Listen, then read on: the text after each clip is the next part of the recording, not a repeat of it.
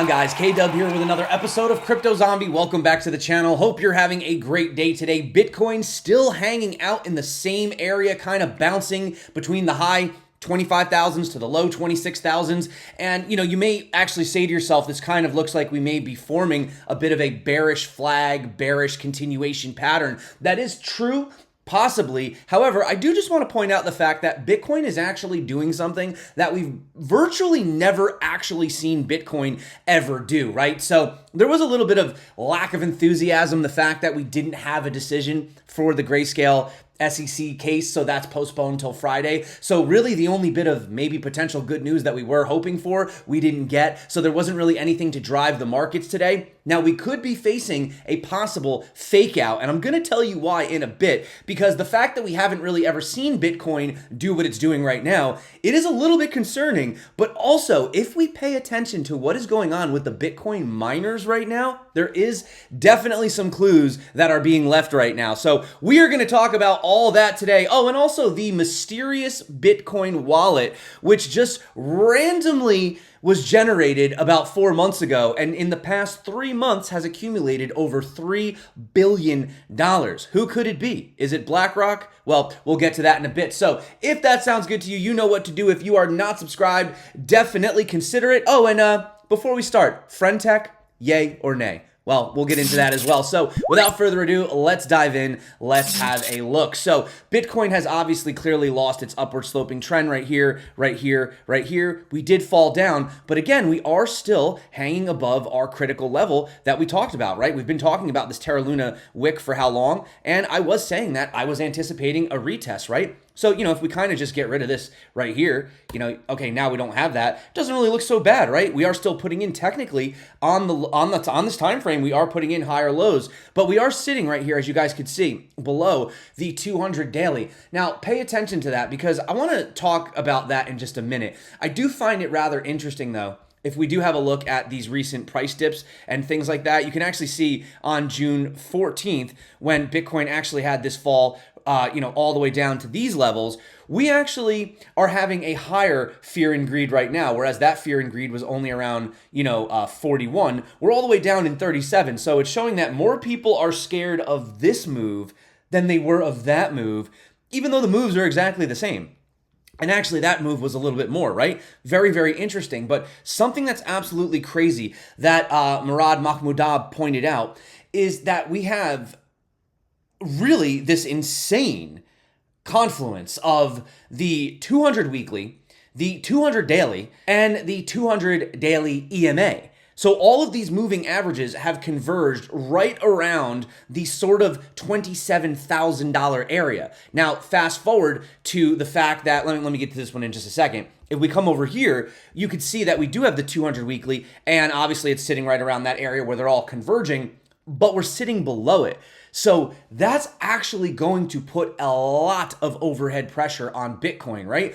Breaking through that $27,000 level now, actually it's closer to 27,500, but breaking back up to that level is going to be very difficult for Bitcoin. But when it does eventually happen, there is going to be a very, very, very, very, very good chance that we may never see these prices again. So before I continue with the chart, just to add a little bit of my experience and how I feel, even if we do have this lower level, I don't think we're gonna, but again, I'm hearing people again calling for sub 15, 10K, crazy numbers again. We've talked about the VPVR. There's so much interest at 20K, but let's just say everybody gets their pullback. Let's say we do go down to 20K. I have a very, very good feeling that whatever the next big sort of dump or crisis or panic event that happens for Bitcoin, I think that is going to be it. I think after we get above that level, we break back above these moving averages, we get back, up to this area of 30K. I do not think you are ever going to see Bitcoin ever below those levels again. There is just way too much interest, way too much structure, way too much accumulation at those levels. So you know what? Maybe, not to say, but maybe we should be hoping for a pullback, right? because we may not get any more after this, because this upward sloping trend has been holding us, right? This spider line, we come down to there, you might get that 23 level, retest that. You're still putting in higher highs though, and we do have a CME futures gap above us. We have one very low at around 27.5, which could be our catalyst to break through that level. And then of course we have one all the way up at around 35. And even though I don't like the fact that these ribbons are starting to invert, we technically have not actually had them begin to cross below yet. It's very, very, very close, but it has still not officially flipped. Like it didn't flip here, it didn't flip here, right? So just pointing that out, we are still having that structure, and we've been supported by the 0.38 thus far. Now, again, a lot of people believe if you want to have a textbook official, you open the, trading 101, 0.618, sure. Okay, maybe that'll bring you down to about 21,684.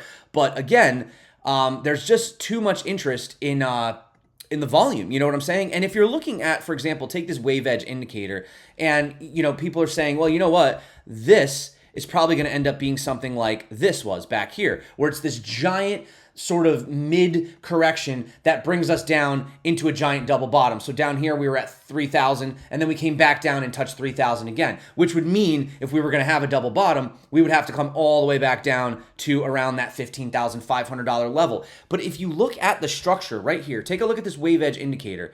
All right, does this look like this right here? And I realize I'm in the way. It doesn't. It's completely different, guys. You know what it does resemble more of though? Honestly, going back to, as I've been saying, that 2015 back here. That's what it looks like. This is looking very similar to this. And they actually did have a triple bottom. So again, I said, is that a possibility? Sure. It's possible. But the likelihood is that we've already had this cross and this had a fake out. We didn't have that fake out here. So that's why going into this triple bottom scenario, I don't believe is going to happen, because as you can see right here, we were starting to curve and then we inverted back down again before wave edge crossed over. And then you had, this VWAP flowing to the top. Well, we didn't have that. We crossed over immediately already, and now we're moving upwards to the top. So obviously history doesn't necessarily repeat, it rhymes, but having a look right here, we were talking about the fact that the S&P was falling. People were treating Bitcoin like a stock, right? Like a tech stock. Well, right here, we do have the S&P meeting a very critical level. So we have a lot of things that are lining up right now. You see all of this, right? And then this is the heart line of the upward sloping trend. So realistically, the stock market can only go sideways pretty much until Friday. And then by Friday, it would have to make a decision. At the same time, though, we have Bitcoin giving its infamous buy signal, right? And if I just switch this back to the auto and I come in over here, let me get this out of the way so we actually can just stick with what we've been seeing recently. Again, look at all this interest. Look at all this interest down in this level. Look at this VPVR, right? There's so much interest in this 20K level that to me, it would just be insane to fall below it. I mean, look at all of this support that you have here and the fact that you just had a buy signal on the hash ribbons, which we know every single time I showed you guys this in my previous video, it's only ever been wrong once, and that was the COVID crash, and no one could have expected that, right? So there's a lot of things, even for example, if you are going to go based on RSI, we could take the stochastic RSI, what is it showing us? Well, every time we have the blue cross over the orange, right, we tend to take a dip. So the last time that this happened, what happened? Bitcoin took a, actually that's not accurate. Let me get that. Oh my goodness, that actually is crazy. That was accurate. Bitcoin took a 76% dip, before then having a 1,600% pump. I don't think we're going to get a 76% dip because this was literally back in 2013 when Bitcoin had no liquidity at all. But it did happen again in August of 2019. So what happened at that point? Well, we'll take that. We'll see where we fell from there. From top to bottom, we got the signal right here. Bitcoin fell 67%. Looks like we're having a bit of a kind of repeating situations here. And then again, we had it right here and Bitcoin fell 50%, right? But the thing to note is that after each one of these, Bitcoin then went on massive pumps, 1,500, and then we had that second pump here. But if we look at what had happened back here in 2016, we had the crossover, but then it immediately pumped back up, right? So if you look what happened there, that was a fake out. And that's what I'm talking about, is what if we had a fake out? Okay? This is why I'm saying there's a lot of similarities with this 2015, 2016, with the exception of the fact that we had a triple bottom, but it still looks a lot closer to what we're doing right now. So if we zoom in and see this, you can see we have technically not crossed over yet.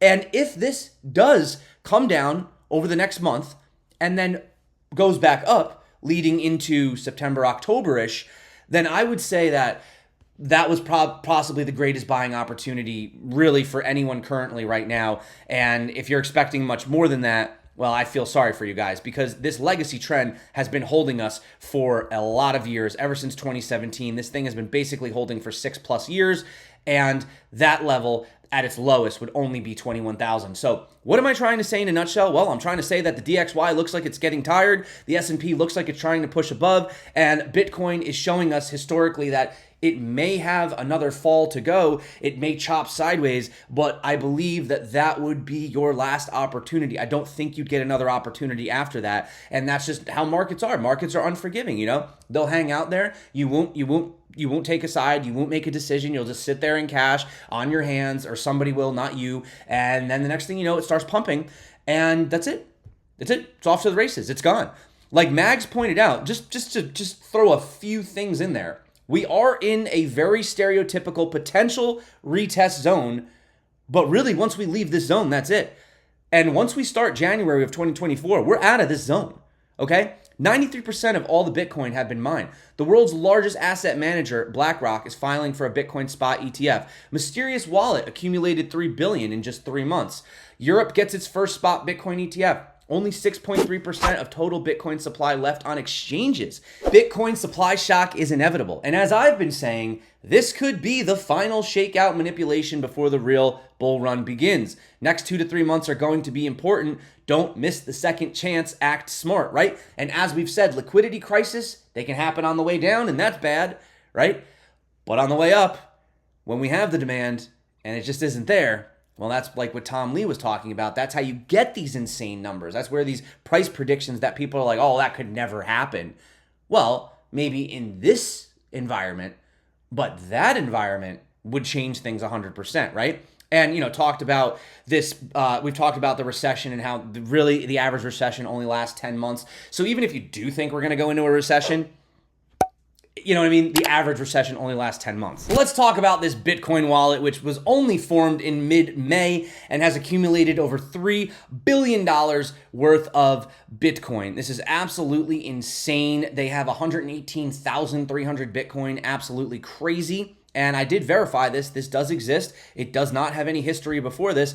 And, you know, if we go back in the beginning of BitInfo charts, you can see that over here, you know, these big players, like we know this is Binance, we know this is Bitfinex, we know this is Binance, right? We know this is Binance Reserves, but this wallet doesn't have anything listed to it. So a lot of people were saying, could this wallet potentially be BlackRock accumulating Bitcoin? Well, apparently, according to Arkham Intelligence, they're saying that it's actually a wallet that belongs to Robinhood Markets Incorporated. There was some speculation that it was Gemini. So that's what they're saying. I don't know if that's official or not. But, you know, getting back to whether or not BlackRock is actually accumulating Bitcoin, I believe that they could potentially be. However, if you think about it logically, if they knew that they were going to apply for the spot Bitcoin ETF, and we had all that FUD and we had Bitcoin fall down to that 15,005 level, I believe that they've probably already started accumulating already. And if you think they're going to manipulate the markets, then yes, maybe they'll try to push it down. But do you really think that BlackRock is just going to announce something and then start accumulating? You don't think they've already done it? So I do believe that there is some accumulation happening, but I do believe also that they've probably already done it. And they've probably done a lot through OTC. And if you've ever used OTC, it really doesn't move the market since you're just paying flat rate price. You're not actually taking orders from the book. Now, people would be saying, well, why would BlackRock even be buying, any Bitcoin? They make all their money on fees. Well, yeah, of course, but understand if you're applying for a spot Bitcoin ETF, you do need to have those assets one-to-one, right? You have to actually physically have them in custody. So that actually would create massive demand. But You know something that actually has hit an all-time high? Bitcoin difficulty. Bitcoin mining difficulty. You can see right here, it has hit an all-time high. And if we come down here and zoom in, you can see here it is right today, August 23rd, which by the way is my dad's birthday today. So happy birthday, Dad. We will be celebrating. But yeah, if you guys, my dad, pretty big supporter of the channel. He's got some Bitcoin of his own. But anyway, so we've officially hit an all-time high for Bitcoin difficulty level. Now, why does this matter? Why does it matter that we've done this? Well, if the miners were really being so shook out from the 70K all the way down to 15.5, they probably would have lost conviction. They would have shut their machines off, right? And that's what we see happen when we see miner capitulation. But we're not seeing miner capitulation. We've already seen that happen. And now we're seeing the buy signal on the hash ribbons. So what do the miners know? Why do they have so much conviction to keep on mining? It is something that you have to think about. Something that's kind of crazy is even among all of this bearishness, you have Citi revealing 3 bullish factors for crypto in their latest financial report. Primarily, a factor that could significantly accelerate crypto's growth trajectory in the future is the rapidly growing interest in distributed ledger technology. 74% of our respondents engaged in this technology. This is an increase of 47%. Additionally, Citi results revealed that 38% of market participants are today live with digital assets offering. Finally, they emphasize there is a growing confidence in the securities markets that digital money, including CBDCs, as well as bank and non-bank issued stablecoins, is evolving rapidly. In particular, 87% of respondents see digital money as a strong means to support security settlement, up from 72% last year. So 72%, 87%, we're only 13% away from being 100%, right? Also, I know, doom and gloom, but we have big news for the world of Bitcoin. The EU just voted to let banks hold 2% of their capital in Bitcoin. Now, of course, this isn't coming into power until 2025, but you have to think about that timing, considering that we do have the halving. We look at the cycles. We know that that's probably when the Fed over here is going to start reversing, right? They might hold it steady for a little bit. So it does, in fact, feel like the stars are aligning. Just in from Bloomberg, El Salvador's bonds are proving too lucrative for Wall Street to resist. President Bukele, I really, really want to say I told you so. And just ending on this, Friendtech, top 25 accounts rake in earnings. Now, just so you guys know, I am not on Friendtech. So if you see a crypto zombie on Friendtech, that's not me. That's a scam. You are giving a scammer money. Okay? So yeah, top 25 accounts average 125 to 6.3K daily. I don't really know about this much, guys. I've looked into it. There are a few kind of red flaggish things. This isn't really my kind of thing. I think it's weird. I don't really need anybody tokenizing me as an influencer. I don't want to make profits off of you guys gambling on me. I don't really get it. And there were a few exploits that came out, but it kind of just sounds like maybe everyone's bored right now. I mean, we've seen a lot of these before. Could this be the one to just completely break the mold? Possibly, but I just wanted to throw it out there. You guys could do your own research. I don't know. The idea of tokenizing an influencer, yada, yada, yada. I just think you guys could do better things with your money. If you want to go, you could do it to other guys. But I mean, like I said, if you see me on there, it's not me. So if you see me on this account, on this website, it's not me. I don't know. Somebody made a fake account or something. So that's it for me, guys. If you do want to get a, obviously engraved, check that out, 10%. And if you guys are going to Bitcoin Amsterdam, it's going to be fun in the Netherlands. The tickets are increasing very soon in a day. If you want that extra 10%, use the code below, zombie. That's it for me. Thank you so much for coming back to the channel. Hope you guys are having an amazing and beautiful day. Enjoy your hump day. It's going to be crazy soon, guys. I know. But I really believe, like I said, that a lot of people are not paying attention. And I think the next time that we have some kind of a crazy dip and then a pump, I think that's going to be it. So that's it for me. Thank you so much. Again, if you do want to learn how to trade, check out the tutorials popping up right here, right now. There are literally so many bonuses below. Just take advantage of that. And that is it for me. Thank you again. I appreciate you. You are awesome. Until next time, stay crypto. And of course, peace out.